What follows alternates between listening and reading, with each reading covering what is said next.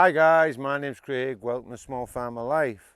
Well, today I want to make a video for one of you guys who asked me to make a video on it. I have touched on it in other videos, and that is a clawback, an overage clause or an uplift that you'll see in a land sale. Now, it's a lovely Friday evening, sun's out, cool breeze. What a lovely time to own a small farm, and this is what you can expect when you do own a small farm. If you're looking at buying some agricultural land, maybe you want to start a small farm from scratch like me, maybe you want to start a small farm business like me, or maybe you just want to buy some land, start a small holding and eventually live on that small holding. Maybe you want to buy some woodland, start a forestry business, maybe you want to live in that woodland. Maybe you want to buy some land, go down the 4-year and 1-day route and claim the right of lawfulness. If you're thinking about doing anything like that, guys, think about hitting the subscribe button, because I do cover buying land and everything that goes with it on this channel a lot. And also hit the bell button for future videos. But this is what you can expect when you do buy some land. Peace and quiet on a Friday evening. So around about 7:30. Got up this morning, did me farm chores for a couple of hours, went to work for my other business for 8 hours.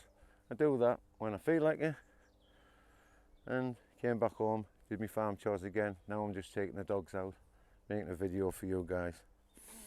But yeah, I want to talk about clawbacks.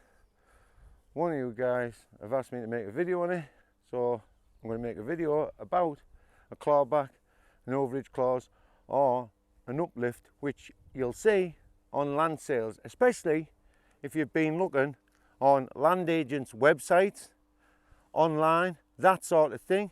If you're looking online, I can almost guarantee you'll either see one of those written in the land sale. Now, they all mean the same thing, and I have touched on this in other videos, but I haven't made a video actually about it. And I would always suggest not buying land with a clawback on it, because that's what we're going to call it. Not an overage clause or an uplift, a clawback, because that's what it is. And basically what it is, it's a private contract that a buyer enters into with a seller, because the seller wants to get more money from you if you ever get planning permission on that land for residential use. Because when it comes to farming and that sort of thing, barns, it never really put a clawback on agricultural buildings or anything to do with stables or out like that. It's normally always residential, and most land sales come with these on, even if they haven't got a kind of chance of actually getting a planning application passed for the land. And the only way you would get planning applications passed on agricultural land, if it's not inside the development boundary of a town, which is just across that railway in my town, that's where the development boundary stops. The only way you get planning permission passed on a piece of agricultural land is if you build up a small farm, or you live on there for 4 years and 1 day, claim the right of lawfulness, something like that. You couldn't just put a planning application in and have it passed. And if you did, well, there'd be something a little bit dodgy going on. But what it basically means is the seller will normally, this is normally the case, put a 50% clawback on the land over 25 years, and that is what you'll generally see.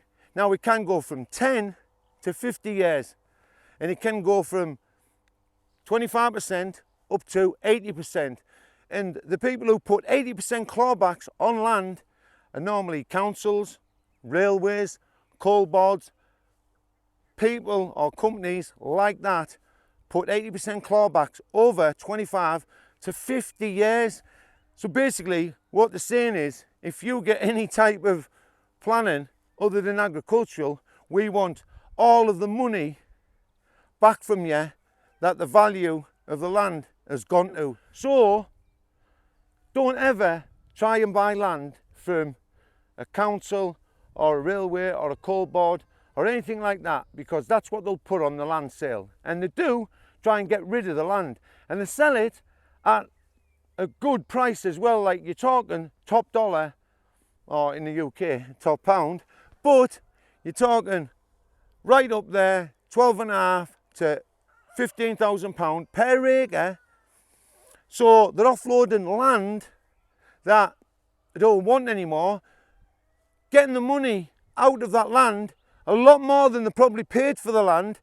They didn't enter into a clawback when they purchased the land, but if they ever sell it on, they always put clawbacks on them, and people who buy it, well, if they ever get planning permission, they're paying them a hefty sum, let's put it that way. And it depends on where you are in the country, how much you're going to pay them, because if you were down London, somewhere like that, you'd pay them a lot of money if you got planning permission passed on a piece of agricultural land just outside of London. But with private sellers, you can negotiate with a private seller. Now, you'll always see, like I say, 25 years and 50%. And this is what really gets to me. And this is why I always say buy land the way I purchased my land and my friends purchased their land. And basically, I'll leave a link to it in the description of this video. But basically, we went out there and actively looked for land and asked the seller, well, asked the owner if they wanted to sell the land. That's what I advise you to do. So watch that video. But if you are going to be looking online and you don't want to approach people and you're not that way inclined, then I would suggest getting to the seller, not going through the land agent or the estate agent. You want to try and get to the seller, and the reason you want to do that is because if the seller will talk to you and they see an actual person, not just somebody who's inquiring about the piece of land, they actually see who wants to buy the land.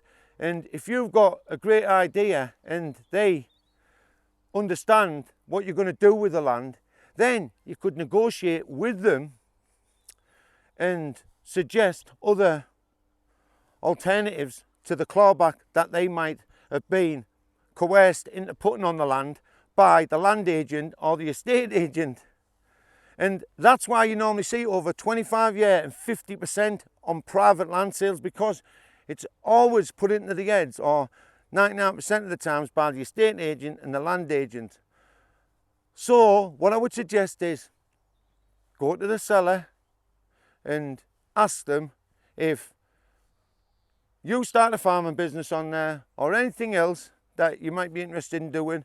It could be a garden centre or anything like that, and you ever get planning permission for yourself, because you would never have been granted planning permission unless you put in that hard work, then you don't pay any uplift in the value of the land for one dwelling for yourself.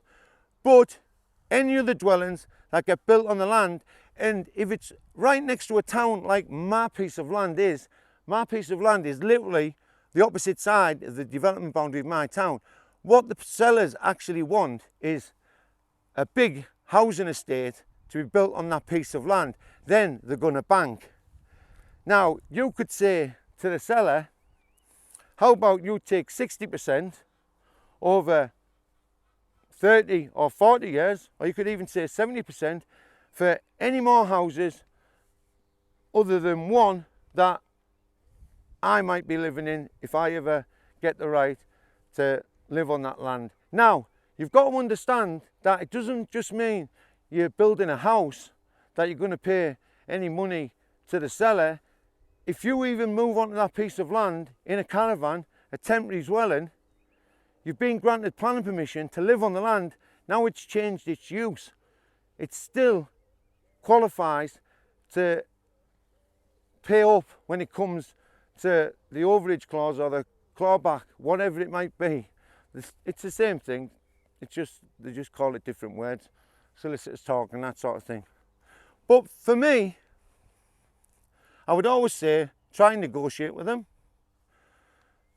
If they don't want to talk to you, then try and negotiate with the land agents, because the reason you see the land for sale online and it hasn't been sold already, it's because people don't want to buy land with clawbacks on them. So if that land had been a good price, which they normally are, the average acre price and that sort of thing, unless it's in a really smart area, and then it might be a bit more expensive, but they're normally around about 12.5 to 15 grand an acre for small plots of land like 2-3 acres. If you go for 10 acres, you might get it for a little bit less, something like 100 grand. But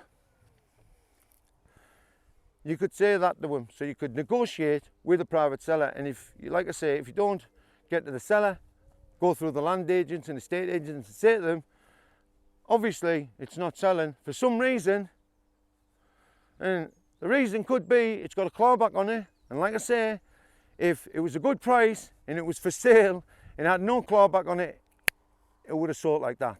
I guarantee it.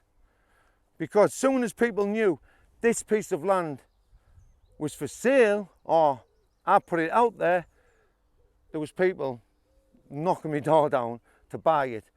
I chose the right person I wanted to sell to, and I didn't put no clawback on the land, but I did negotiate with him, getting the electricity and water and that sort of thing. I didn't charge him no money to cross my land to get electricity, but I got water across his land, that sort of thing. Now, sellers will be willing to negotiate, and if you come up with a decent plan of how you're going to get planning permission yourself, then you can say to them, there's no way it would have been granted planning permission unless I put in the hard work, or there's no way it will be granted planning permission unless I put in the hard work to get that passed. And if you ever build a housing estate, you can have 60% and you can make it over 30 years, and they might be happy with that because they're selling land. And this is what really bugs me.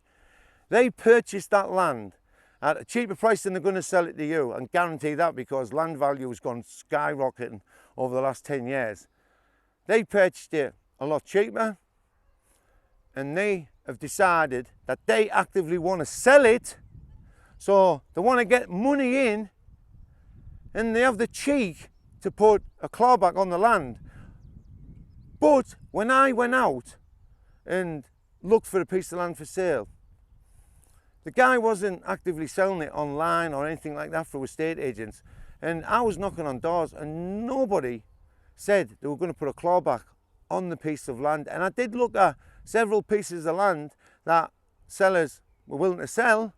It's just that they weren't in the right place and they didn't have access to utilities and that sort of thing, and not one of them mentioned a clawback. But you'd think they have the right to put a clawback on it because they haven't put the land up for sale. So if you want to buy from them, then they might not want to sell it, but if they do sell it, then they'll put a clawback on it. The people who are selling the land and want money from it, if they want to gain in the future from any planning permission granted on a piece of land, then keep the land.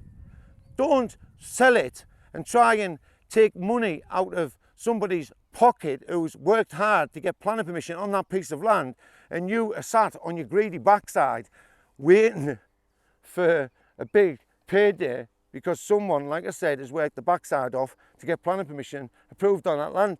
And if it's not written in the actual clawback that you want all the planning application fees taken out of the clawback, any planning consultant fees, anything like that, if it's not written in to the actual clawback, the contract that you're going to enter into, then you're going to have to cough up every piece of that 50% to the actual seller. Anyway guys, if you've got any questions or comments about this thing called a clawback, an uplift or an overage clause that you're seeing on land sales, if you're looking to buy land, leave them in the comment section. I'll do my best to answer any questions or queries you might have. Again, I'd like to thank the patrons of the Small Farmer Life. Couldn't thank you guys enough. Your names will be rolling at the end of the video, and if anyone else would like to support the Small Farmer Life, you can do so for as little as a cup of coffee. I'll leave a link in the description below, and there's different tiers on the Patreon page, so if you want to speak to me one-on-one, that's where you can do it.